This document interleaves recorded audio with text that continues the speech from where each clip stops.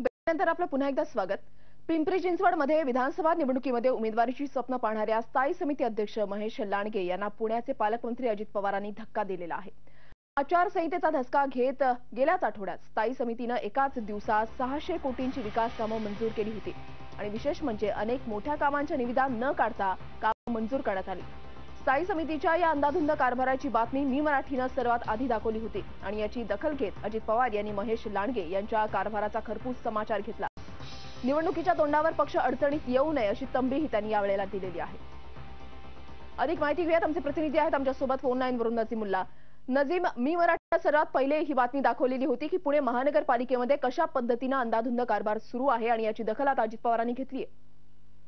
निश्चितपणे अजित पवार यांनी एका सभेमध्ये थेट जाहीर सभेत त्यांनी या ठिकाणी स्थायी समितीच्या ज्या अंधाधुंद कारभार आहे त्याची या ठिकाणी खरपूस समाचार घेतलेला आहे। अजित पवार यांनी थेट जो 600 कोटी रुपये निधी या ठिकाणी अंधाधुंदपणे या ठिकाणी जो मंजूर केला होता त्यावरती आक्षेप घेत या ठिकाणी स्थायी समिती अध्यक्ष जे येणाऱ्या विधानसभा निवडणुकीसाठी इच्छुक उमेदवार भोसरी मतदारसंघातून मानले जात आहेत, त्यांनी ज्या पद्धतीनं 600 कोटीचा अंधाधुंद कारभार निविदा न करता देखील मंजूर केल्याचा आपण याआधी देखील मी मराठीने याची न्यूज दाखवलेली होती। यावरती आढावा मी मराठीने घेतला होता। त्यानंतर उपमुख्यमंत्री अजित पवार यांनी जाहीर सभेत त्याच्यावरती टीकास्त्र केलेला आहे।